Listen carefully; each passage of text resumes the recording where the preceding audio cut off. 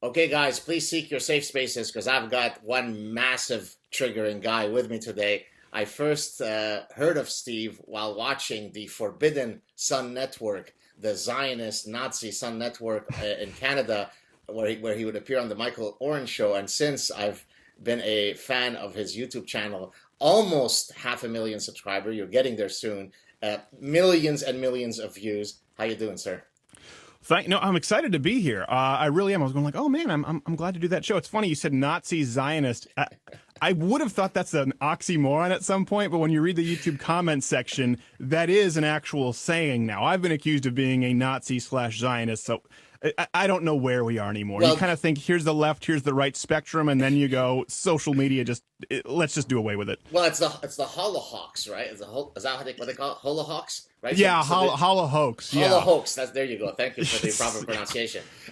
So I wanted to maybe start for those of you who might not know your stuff. I highly recommend you go check out your YouTube channel, Louder with Crowder. Uh, Probably the ones that I enjoy the most is when you do these incredible skits. The two that come to mind for me, at least, is your imitation of Bob Ross, the former painter who had a PBS. I think it was on PBS. Is that right? Yeah, I think it was incredibly boring, so I would imagine PBS. Oh wait, hold on a second. My computer just tried to restart. Oh wait, that's right. We're not on my computer. Sorry, go ahead. Okay. Are we? I hope We're it's good. We're taping. good. Okay. So you did it. So we'll talk about that in a second. Then you've got this other one where you do a Cenk Uygur, which I'm very much looking forward to being the next wave of Cenk Uygur skits. So let's start with the Bob Ross one, where you drew a prophet of a particular peaceful religion. Tell Yeah. us what the reaction was to that skit. Well, I mean, I'm pretty sure you can guess the reaction. Islam is not a subject I've avoided, certainly. And, when people go around and they talk about death threats on social media, and, I got threatened, you almost always know it's false because when it actually happens and you work with the FBI, you're not allowed to talk about it.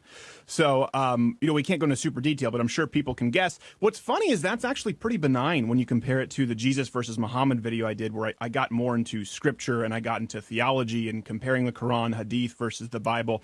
And I know with a distinctly atheist audience, you're going to get commenters go, it's all the same. I don't agree. I think that religions can be there can be false religions, obviously, but they can all have, even if you think they're all false, distinctly different outcomes. So what's funny to me is that one got so much outrage. That wasn't even it was just taken from the live broadcast. I tossed on a wig and said, let's do this. And lo and behold, that upset them more. So you never really know with social media what's going to light it ablaze. And that was one of them. But I appreciate that people out there are laughing. That's the goal. Well, I mean, look, one of the things that I constantly complain about is how apathetic and how cowardly most people are, to the point where they might write to me privately to say, hey, we so respect your courage and admiration. You're one of the few academics who speaks out. And yet they won't like a Facebook post that I put up because it would be bad to show that they like it. And so you've got this person on the one end of the spectrum. Then you got Steven Crowder, who doesn't care about drawing Muhammad and who knows that there's going to be blowback. So how can we bottle up some of your testicular fortitude and spread it to the masses? I don't know how I feel about bottling anything testicular, but I appreciate the. It's funny you say that, and that's true. But then I think you also go another step with sort of the atheist community, where a lot of them are on board with, yeah, we're anti-social justice warrior. But then they're voting Bernie and they get really mad if you criticize socialism. And then that triggers them. And as someone, is raised in socialism, basically in Montreal, an English-speaking Canadian raised in French Canada, that's something I'm passionate about. So I even get a lot of these people on YouTube who are big in the atheist community or the scientific community who go, yeah, I agree with you on this stuff, but anytime I talk about it, my audience goes nuts. And so that's kind of the danger, I think, with social media. The beauty is there are no more gatekeepers, right? Joe Rogan is how I found out about you. Joe Rogan talks about that. The flip side is, YouTube used to just be, okay, you subscribe to people and your subscriptions show up in your feed. When they need to make more money, and so it becomes an algorithm of what are you most likely to, click that little thumbs up on, all of a sudden social media creates a type of news where you actually are beholden to telling people what they want to hear.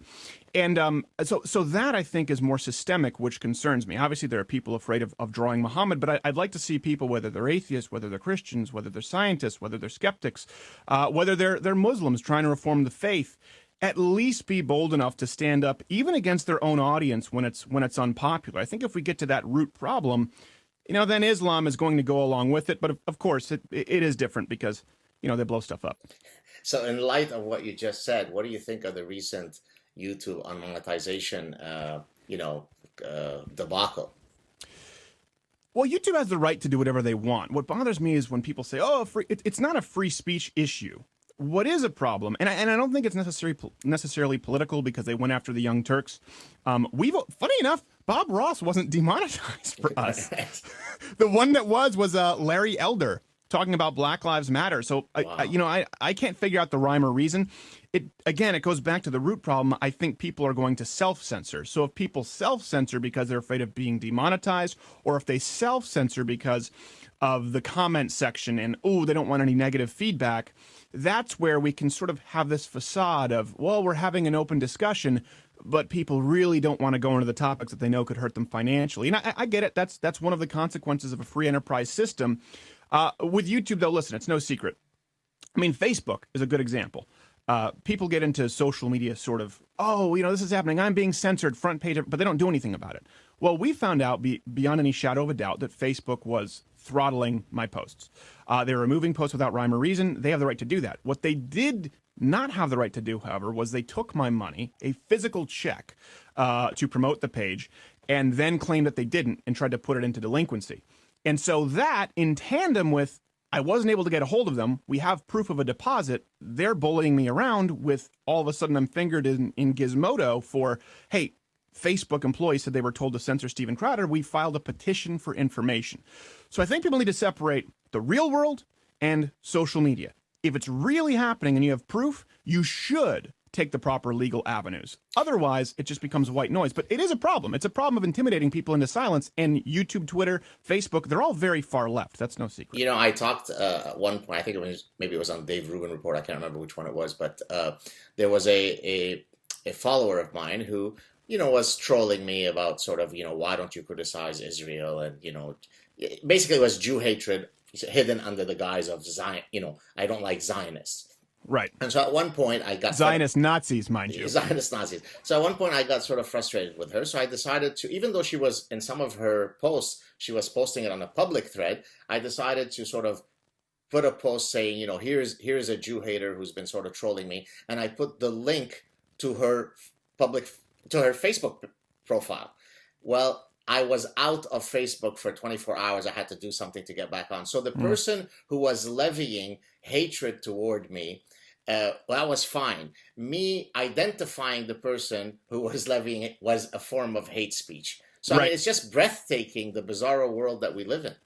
Let me give you one worse. This is really awful, and you want to be careful because you don't want copycats. But I have a brilliant writer, Courtney Kirchhoff, who writes for me. I think she's as good as anyone on the planet. She's unbelievably intelligent and just so funny. She's also doing this. She comes on the show and talks about she's doing this sort of matchmaking. She had people set her up for dates and these horror stories, and it's very funny. Most of our show is entertainment. It's comedy. And so she's been in trouble for calling out feminists. She's a strong woman who works for herself, very, very successful. And she gets in trouble for that. Well, someone attacks her as ugly, creates a fake profile, and creates a fake GoFundMe claiming that they want to, acting like Courtney, saying, we need corrective surgical procedures to fix my face and my rosacea. That was fine. Twitter didn't have a problem with it. I mean, that is actual cyberbullying. That is fraud. Also, because if people give to the GoFundMe, you're defrauding them out of money. And her saying, hey, feminists, stop bitching and grow up. Okay, we're gonna ban that. But someone creating a fake GoFundMe, it really is blatant. I know it's anecdotal, but I do think people are realizing when you take, when you take the totality of it, okay, there's something going on here. There is some level of collusion. Demonetization itself isn't just that, but it is part of a bigger picture. Have you heard about the latest situation with a few accounts that are criticizing very vociferously some Saudi practices, like women issues and so on? They've been suspended from Twitter. Some pretty prominent accounts. Have you heard of that at all? It doesn't surprise me, and this has been going on. This is where people get really mad. Oh, Crowder makes it left, right. Well, I think isms do matter. I think you need to look at it. I think obviously situations are nuanced. Obviously, you need to think critically of every issue. But I talked about this when it came to economics. A good example. People talk about, this will tie into your question. Believe me, when people talk about like people getting their fair share, a lot of people don't understand this, and this ism matters. People like to say I'm not left or right. Well, actually, almost everybody is. They have a prism through which they see the world. They just need to acknowledge it. So if you say we need to get more of our fair share because the wealthy, the top fifth of earners have increased their wealth from 45 to 48%, some number like that. Well, the ism is there's this finite pie and I need my fair share. You're seeing that through the ism of entitlement, of socialism, of leftism, liberal, whether you like it or not, as opposed to the ism that I have of free enterprise conservatism saying, well, but that pie is 5,000% bigger. There's more wealth for everybody. So inequality isn't a problem with my ism because you're better off today, even if you have less of the pie. Good example of this. It was just me, just my one employee, not Gay Jared. He had 50% of everything. Well, now he has maybe an eighth of what we do. We have 5 employees who all make more than he did as the first employee.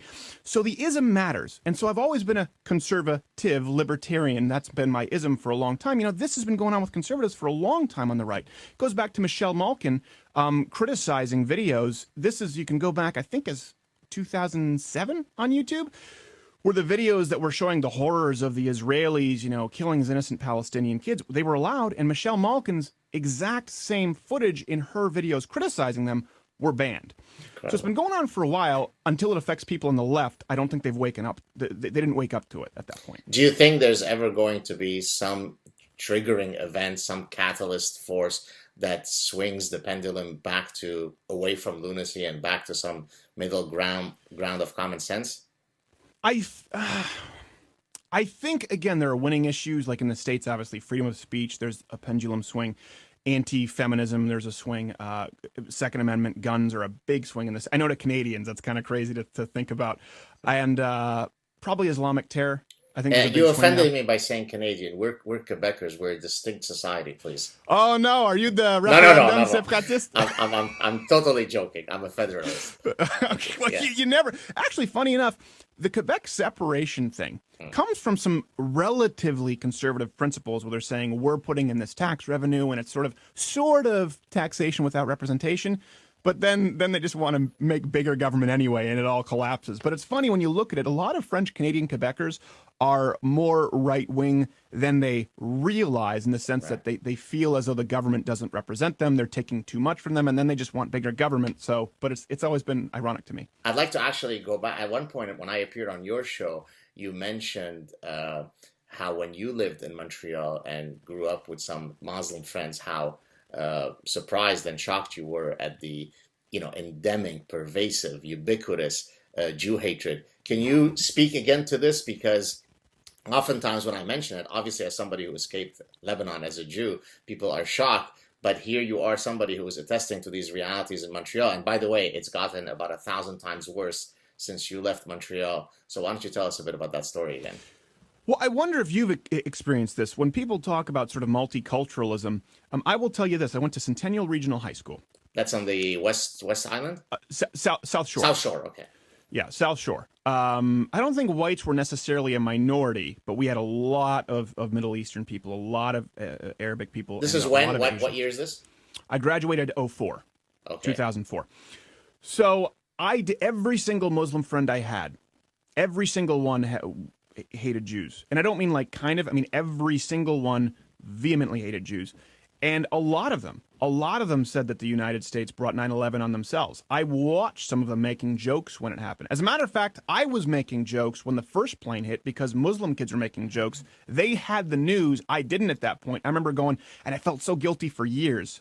Looking back, I was just a stupid kid. But one plane went into the towers, and I remember saying like, oh, someone's getting fired today. You just have one place to miss and not hit. We didn't know it was a terrorist attack. My Muslim friends did, and they were making jokes anyway. Is that an example of all Muslims? No, but I will say when you contrast Muslims, when I was there in Quebec, they were far more open. They were less shy with their anti-Semitism, with their anti-Americanism than you would get here in the United States. So when people say there are X amount of Muslims in the United States, I say, well, there's such a minority and they have no power yet. You need to look to Europe and even Canada. You're saying it's gotten worse since I've left? Oh, I mean, 100-fold. So I came back to Montreal in 2003. I was at University of California, Irvine, for a few years, and I returned to Montreal. And so this is 2003, so 1 year before your story, or but when you graduated. And I had never seen, I think I'd seen a single person, a woman wearing any Islamic garb. Hmm. So this is just one indicator of many others that I can give. Today, if I walk out of my house, probably out of the first 20 women that I see, 8 to 10 are veiled. Uh, so this is one small anecdote of, a much larger issue. Now, of course, we have to give the qualifier. Most Muslims are very nice and so on. But the reality is that when we look at Pew survey data in terms of Jew hatred from most of these countries, it ranges from around, 90 to 100%. So when we talk then about things like immigration and, letting in, let's say, 25,000 Syrians or 50,000 Syrians, well, of course, not all of them are ISIS members, but I know that nearly 100% of them have endemic Jew hatred in their heart. Does that entitle me to then be worried that they have this genocidal hatred towards me and my children, or does that make me a racist? This is what people don't understand. They only think Right. about what percentage of the 25,000 are ardent ISIS fighters. But that's not the main issue, right? I mean, that's Right. one of many issues. What do you Well, think? here's something that's really interesting. You bring that up, but first off, yes, you are a racist and a Zionist Nazi. Yes, That goes yes, without saying. of course. Are you aware of? And it isn't a trick question. A lot of people don't know this, and I was surprised. We wrote about it at the website ladderwithcredit.com. People don't know we write daily articles as well. What percentage would you guess of Syria are Christian? Certainly substantially less than 10%. I'm going to say roughly 5 to 10%. It's 10%. Yeah, you're right, 10%. What percentage would you say of Syrian refugees that we're taking in are Christian? Astonishingly less than 1%. Less than 0.5%. Who is the know-it-all wise professor? Yeah, there you go. Exactly. Well, I think it's even without knowing the numbers, you can make an estimate again, just because of critical thinking. Credentials be damned. It is astounding to me. Who, again, for people listening, who is most likely to be fleeing persecution? Who's being burned in cages? Who are being sought out first when they're looking for people to behead and toss off of rooftops? Of course it would be the Christians. So if we really care about helping the destitute, if we really care, why aren't we specific? I know it's politically incorrect, but saying, all right, right of way to the Christians, not just because they're Christian, but because they're the most likely to be slaughtered. Instead, we're doing the opposite, which shows that political correctness, again, is an ism. People don't like to acknowledge this. That is effectively a dogmatic worldview, this church of modern political correctness, and it takes lives. Now, something else that's interesting, in Europe, they've tried to excuse it, saying, well, they don't want to come in because they're going to get the shit kicked out of them in the refugee camps. Well, That's the justification. That's what's happening in Germany, by the way. Yeah. That's exactly Yeah. in the refugee camps in Germany. The Christians are specifically targeted, and so yeah, it's endless. Listen, we escaped Lebanon, so Well, it's like you don't want to let Jehovah's Witnesses in your house because they're generally very polite, but slightly annoying. It's like that with Assyrian refugees, only more rape. he Crowder said that, not me. Don't send me hate mail. And people go, where do you get that? Well, Yeah. Sweden is the rape capital of the West, and it is entirely traceable to influx of refugees and Islam. Again, the ism matters. If the jumping off point, the funniest thing you probably covered this. I always want to say Pierre Justin Trudeau, the Abercrombie model, went to a mosque that was gender segregated, and his only answer was, "Our diversity is our strong suit." You call yourself a feminist? Look, by the way, I call him castrato in chief. For he does officially have no testicles. I despise this guy not because I think he is an evil man, and of course I don't know what's in his heart, but I truly think that his brain has been so infected, so parasitized by every single one of the social justice warrior platitudes and talking points that he knows no better. So Yeah. so he walks around. I actually did a sad truth clip a few days ago where I basically gave the recipe of how to generate every single Justin Trudeau speech, and it consists of roughly 4 or 5 words that you then create different permutations, and that's your every speech. There's diversity, there's multiculturalism, there's tolerance, there's of course climate change, and so you Right. just link those up, and boom, you've got Justin Trudeau. You And should make an app just like an app generator, Justin Trudeau speech in his voice, I would pay 99 cents for that. It's funny that you said this because somebody said that I should do exactly what there is currently on the internet. I don't know. Do you know what POMO generators are? Do you know what that is? Did you say porno? No, not porno. POMO. I know, like meme generators, yeah. So, but their POMO refers to postmodernism. So postmodernism is, in case you're not familiar, or some of the viewers might not be familiar, it's this quote intellectual movement that really consists of random gibberish. So if you look up in any academic discipline that involves postmodernism, any actual paper, it's just random pure bullshit.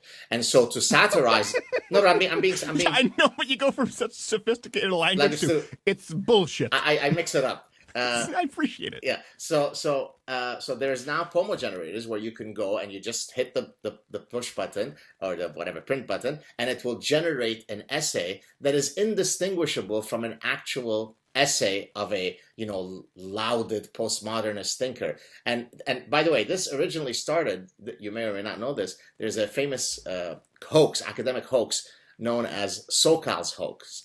Have you heard that before?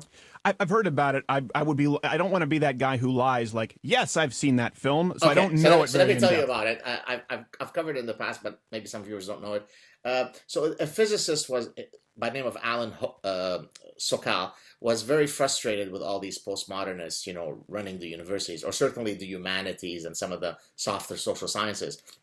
And so he generated a gibberish postmodernist article about gravity and so on. And of course, they loved it because he's a physicist. And he submitted it to one of the elite journals of academic postmodernism. But it was complete random bullshit. I mean, truly just random garbage. And guess what happened to the article? It was accepted as a wonderful, brilliant thing. So then he said, hey, guys, sorry, I've got a little confession to make. And that itself did not, bring down the house of the full intellectualism of postmodernism, because they argued, well, you see, postmodernism is all about relative. Everything is subjective. So even though you randomly generated this gibberish, we extracted meaning from it, so there's nothing wrong here. So it shows you that universities are spewing this kind of nonsense. So how could we think logically about all the geopolitical issues that you and I comment about when we're producing students who are postmodernists? Well, it's a great point, and I can tell you my experiences too. I went to Champlain College there in the South Shore, St. Lambert, and I was in film, and it was a good. I had major ADHD, so in high school I was like a C student. I went into college, and then I was an A student, and then I bombed out doing stand up. And one of the things I bombed out was a class that we had. It was like digital imaging or something, but it was really weird because we were just doing pastels. Like we weren't. I remember I was like, what is this? And it was just an indoctrination factory. And I remember our teacher told us about a story. Two things happened. We had to do something. We had to do this sort of digital imaging, and I did it based around 9/11 and sort of this political landscape. And the teacher came up. She's like, that's very interesting, but I think it would be better if you did Hiroshima. Picked a bigger tragedy. And I looked at her. I said, no. And so she failed me. That was it. That's all I said. I just said no. And it was this is entirely subjective, right? The other kids, they put like a popsicle stick and a pipe cleaner, and they say that it's about the women's reproductive, and they get it, an A.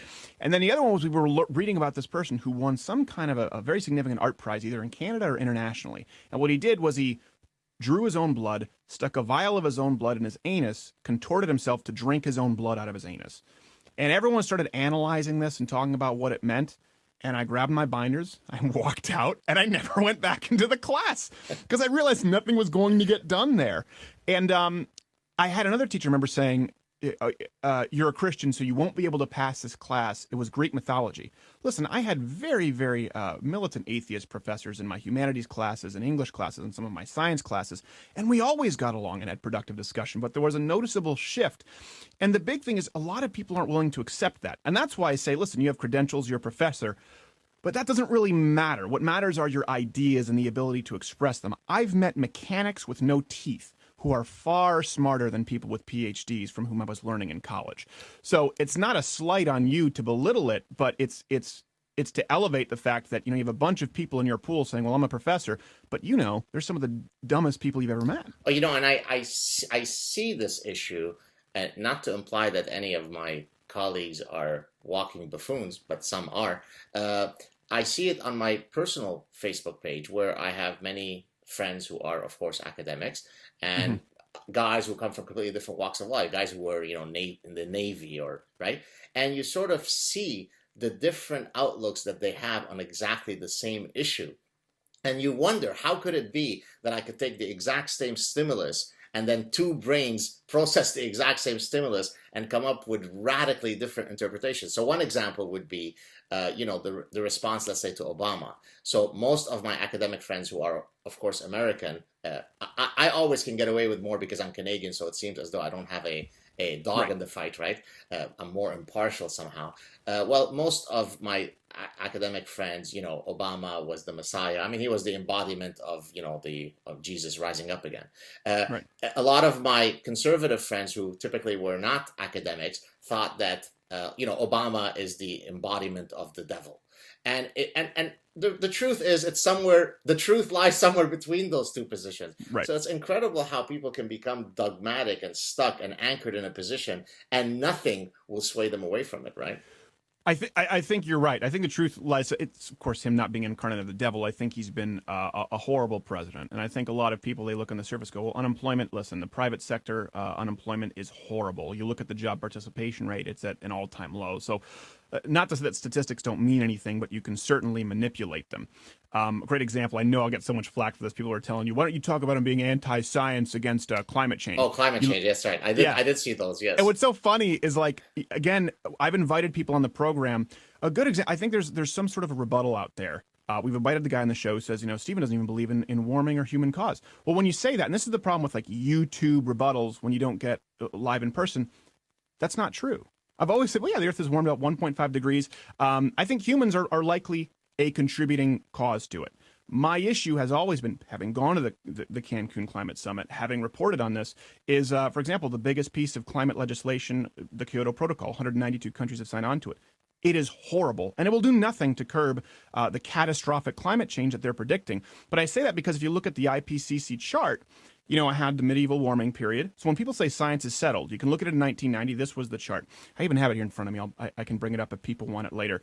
And then the Al Gore graph was the hockey stick chart, right? That's the famous graph. Well, if you look at the 2013 revision, it doesn't look anything like that. All of a sudden, the medieval warming period appears again because of skeptics and because of debate.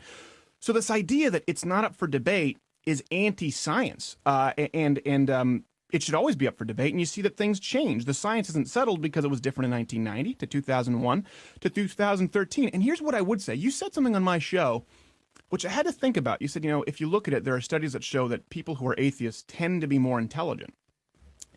And I think you're right. I think historically that's probably correct. Here's something I would like to presuppose, and you may completely disagree. I think, for example, you're smarter than the average professor. A big portion of that is that you are going against the grain, right? You're sort of anti-establishment. If you were to poll conservatives in Canada in college, any conservative in college, I guarantee you they would be smarter, or at the very least more informed, because they've decided to take a position which would have required proactive research. I think generationally you will find people like my grandmother-in-law, who's 94. They were raised Lutheran, whatever. It was the default box. And so a lot of Christians were ignorant. I think with millennials, you might see a switch, because I don't see a lot of millennial Christians, because again, they're kind of a minority now, going out and saying anyone who's not a Christian is an idiot. I do see a lot of millennial atheists, if you go to the videos, going, Dinesh D'Souza's an idiot, this person, because they're a Christian, even though they can be absolutely brilliant. And that, to me, is more dogmatic. And I think you might find a little bit of a switch or an evening out there. And anecdotally, that's my experience with Canadian young conservative Christians versus default baby boomer Christians in the United States is very, very different, because they've had to defend their worldview for a long time. Well, thank you for the compliments. Incidentally, what you mentioned about the millennials also holds true for middle-aged professors, in that middle-aged professors are quite happy to criticize Christianity. And I've sort of mentioned this anecdote in the past, but I'll say it again. If I put up a Facebook post, criticizing some senator from Alabama who denies evolution, then I will get a lot of support from some of my academic colleagues, because it is progressive to look down on this idiot. On the other hand, if I put up something that would be roughly similar, so I criticize some Muslim scientists for thinking that the earth is flat because the Quran dictates so, well, then it is, why are you shitting on these people? I mean, don't they have it tough? So it's not just millennials who go out and criticize Christianity. Even middle age, there is sort of a set of behaviors that are accepted for you to be a member of the progressive club. One of which is it is perfectly fine to criticize Christianity, but perfectly not appropriate to criticize Islam. Yeah, I think, but even not just Christianity or Islam. Like we had Dinesh D'Souza on the show. Right. But you can disagree with him. Anyone who denies that he is a brilliant man is simply uninformed. The guy, I bet you, would have an IQ off the charts. When you read some of his books, whether you agree with him or not, he's very smart. And so many, the second you see in the comment, Dinesh D'Souza believes in the flying spaghetti monster, it's like, okay, all right, I'm out. I get it. You're just going to toss that at them. And that does seem to be, again, a flip that I've noticed with young atheists who think, well, I don't have to defend it because it's just fact. And anyone who doesn't agree with me is an idiot. Listen. Like I said, I've conceded. I think probably historically, because for a long time in the United States, to be an atheist, right, you were a pariah. You had to defend your views.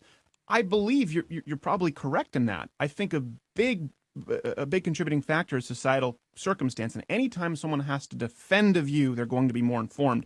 And I see a lot of younger atheists who don't feel required to. And that would disturb me. That's also why I haven't openly talked about my faith. I don't proselytize on my show beyond supporting the idea of a nuclear family, and I think marriage is a good thing, and a lot of people just crap all over it.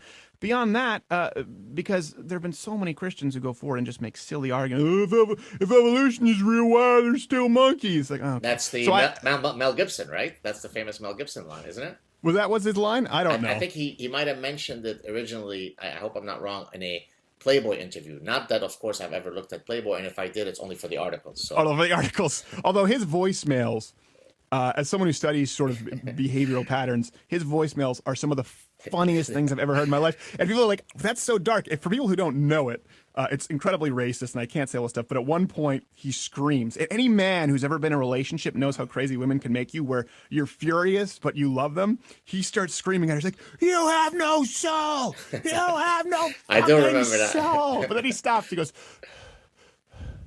but I will give you one more chance. Like he's negotiating. And just any guy knows that internal monologue. Right. And usually it might coincide with where the significant female partner is in the ovulatory phase of her cycle. Maybe. This was by answering machine, so I don't know. No, but I mean, by the way, in my own research, I don't know if we mentioned this last time I was on your show, but I study actually how the menstrual cycle affects women's consumer behaviors. And as you might expect, there are all sorts of things that women do when they put on their consumer hats that vary depending on where they are in their menstrual cycles. For example, what types of foods they're attracted to, how they dress. Not surprisingly, you don't have to be a fancy evolutionary psychologist to realize that when they are maximally fertile, when they are ovulating, that's when they dress most sexily. And this is exactly what you see in other mammalian species where females advertise themselves when they are in estrus. There you go. Yeah. Well, yeah, you did talk about that on my show. Okay, I did. Okay, sorry for the repetition. But you missed that men can have periods too. SAAD. I don't know if you haven't heard this lately. I have heard. This is at Brown University where they now have female hygiene products or whatever the term is in men's bathrooms. Correct? I know about that, but it was all over Twitter when it was Women's Something Week, and then people, if men had periods was a hashtag, and I got so much flack because the whole thing was if men had periods they wouldn't be able to work, and I just said if men had periods they would treat it very much like work, being a father, or contact sports. In other words, they do it anyway. People are fierce, like plus they were going plus this is really insensitive to the trans community. Men can get periods too, and to say you know what I don't agree is now declared anti-science. And that's the thing where people say whether it's the politics of climate change or gender now, this idea, here's something that really, and we can do the full hour actually. My call was moved. So wonderful. So Bonus. If you want to. Yeah, so you can boot me. No, I don't want to. Go ahead. The science, and this is another thing that I see with a lot of millennials who like to toss out science, because science. And like, I understand you want to reference somebody, but if you can't defend your position or you don't understand it, you don't really have any business expressing it. And it's really easy to do that in a comment section or on Twitter. Science, the theory, I get it, is incorruptible, but human administration of said science is not. I mean, we just saw it recently with the Harvard study where they were pushed to they were financially incentivized to say saturated fat was bad, which Oh, had a right. huge I heard about influence that. on the food pyramid and complicit vegetarians, right? Neo-environmentalists, vegetarianism was their thing back then, and we see that sugar was in cahoots with them. And we've seen it with things like ClimateGate, with emails that were deleted. We see it all the time. It doesn't mean that you throw out science, but people need to understand that there is, the weakest link is human error, and humans are fallible with science. And you see that right now with the sex gender issue. I mean, you'd be hard pressed to find somebody who would say, "Listen, a doctor, men get periods too." Right. You're not going to. Listen, I've had a conversation with a postmodernist who was upset that I made the statement that it is a universal truth that only women can bear children. So when we're having a conversation about whether only women can bear children, then you've really gone down the lunacy well really, really far. But to demonstrate to you how committed I am to an open exchange of ideas, even when someone is espousing utter nonsense, I'm on record as saying that I support Holocaust deniers spewing their stupidity, right? I mean, if there ever was something that has been settled and that is not open for debate, is whether the Holocaust happened or not and how many Jews died or not. And yet, when I was a doctoral student at Cornell, there was a gentleman, I don't remember his name, who was sort of making the rounds at all the elite universities saying, hey, invite me. And I'm not saying it happened or it didn't happen. I just want to debate it, right? So under the guise of let's debate, that's how he would get into these universities. And philosophically, my position was, yes, of course it's grotesque. Of course we don't have to debate whether there is such a thing as the moon, and we don't have to debate whether the Holocaust happened, but you can't shut the guy down, right? I mean, people have the right to be, gargantuan buffoons. And so, Sure. and so for other issues where it's not settled, it is quite disheartening when then people try to shut you down. I mean, I'll give you a few examples. I call this sort of the one villain approach.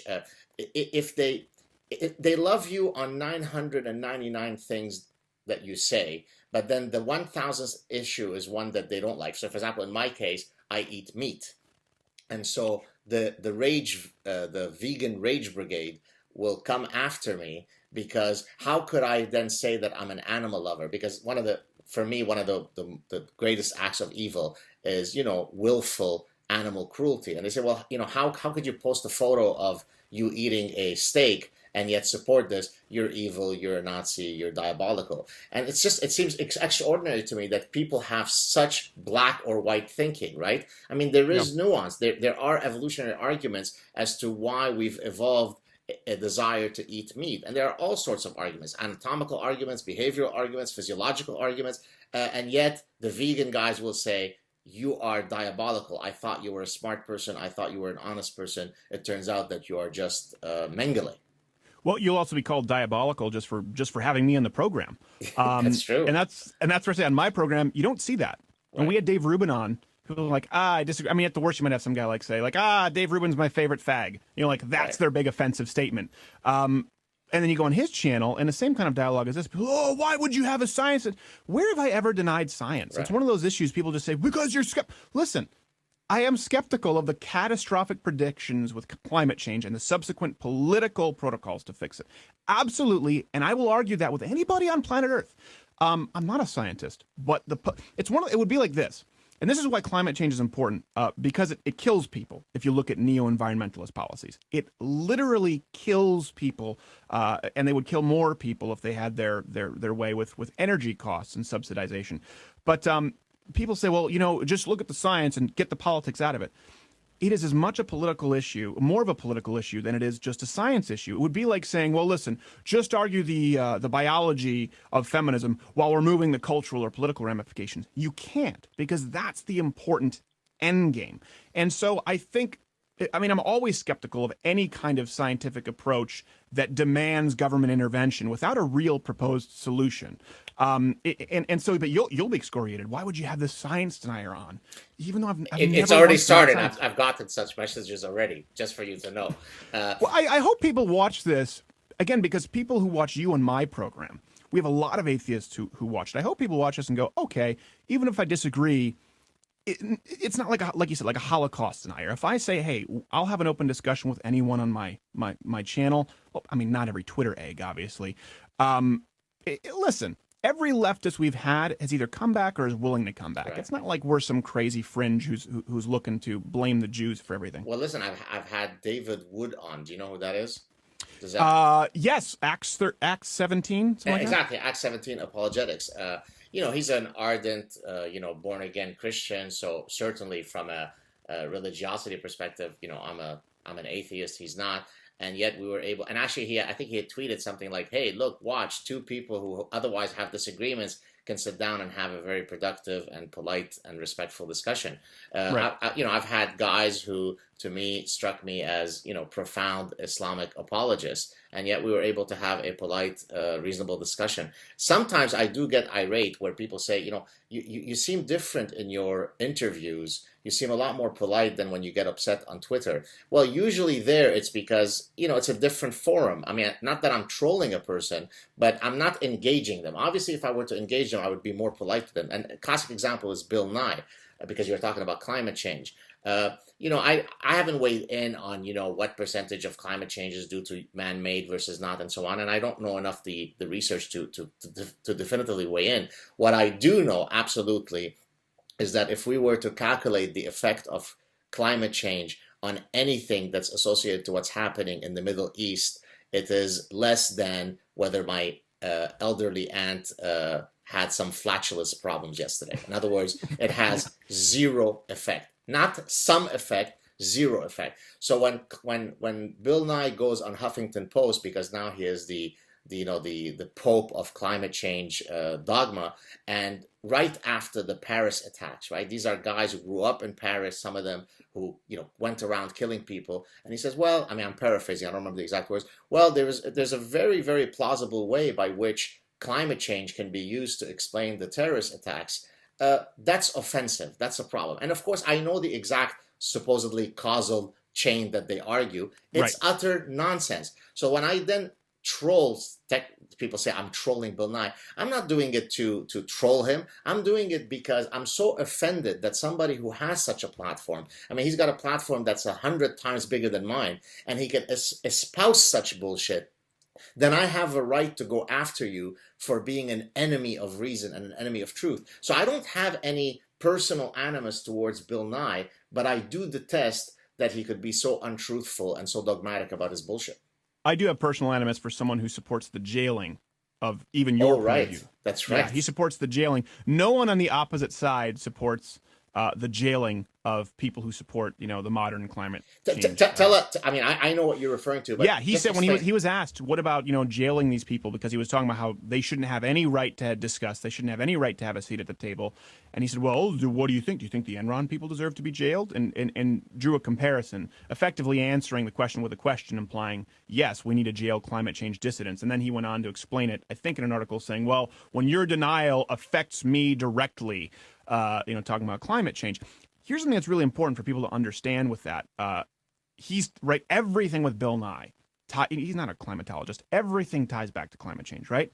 Well, that's also what happens in the scientific community. When people talk about big businesses, here's what really bothers me. Yes, big business can corrupt. I'm not a supporter of big business, small business. I'm a supporter of good business. If you're a big bank and you deserve to fail. If you're a small bank, you deserve to fail. I think that's fair. I was against GM bailouts just like I was against the Goldman Sachs bailouts. Okay?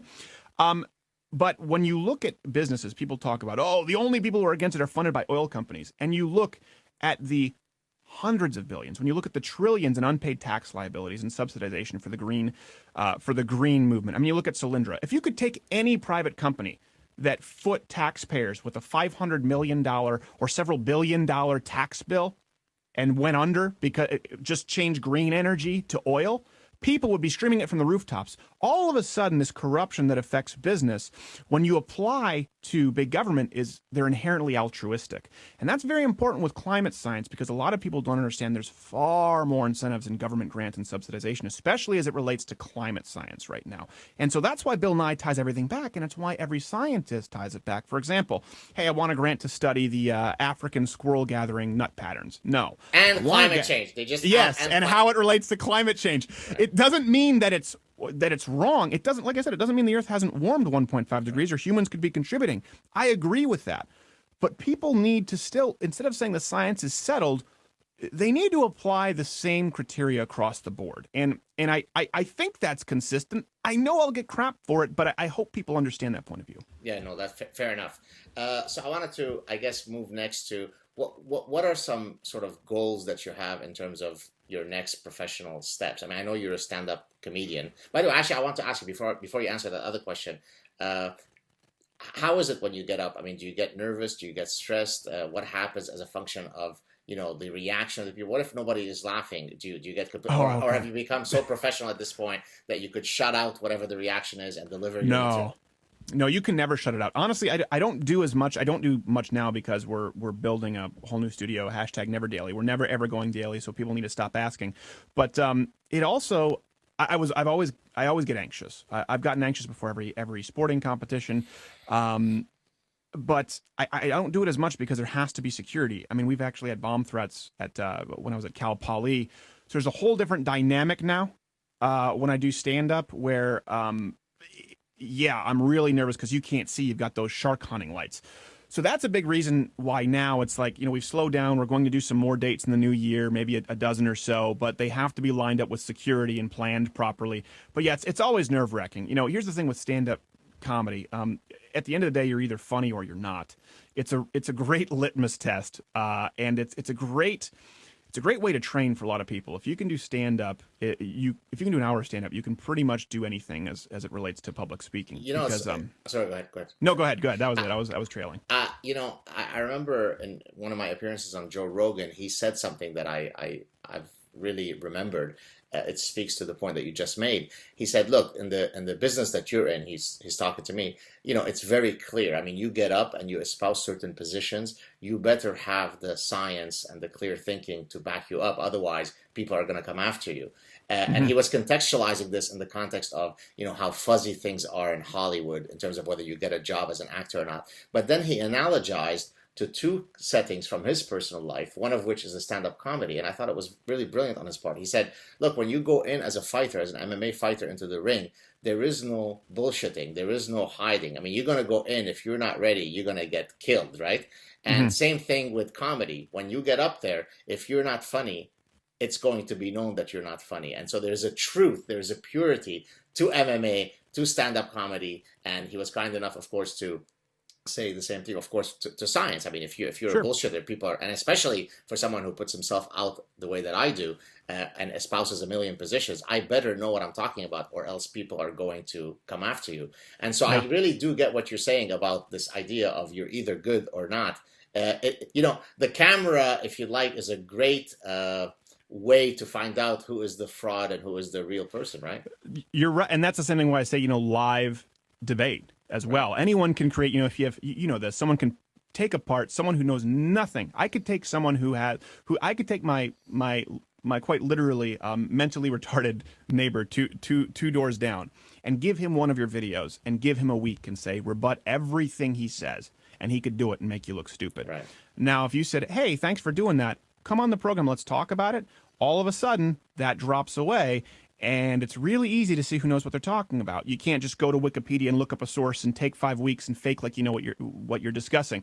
So yeah, that's another thing too. I would definitely say a live form of debate as you do is very illuminating as well. And Joe Rogan is can be very insightful with a lot of that stuff. A lot of times people can overlook it because except when he spends 45 minutes fat shaming me, as he did in the last episode. Oh my God! Well, he probably just wants you to be around for a long time. That's how I took it. That's how I graciously took it. No, he's a fantastic guy. He's a truly great guy. And I mean, Gat said you're right, bro. Like, you're fucking brilliant, but you have to take care of your meat vehicle. It's incredible because I actually mentioned this on his show. The reach that this guy has is simply breathtaking. The number Yeah. of times, I mean, obviously people recognize me from many different contexts, but the number of times that I've been stopped in places where I didn't expect that somebody would recognize me, and where they specifically point to Joe Rogan. I mean, the guy basically is in the brain of every single living person in the Western Hemisphere. It's really just breathtaking.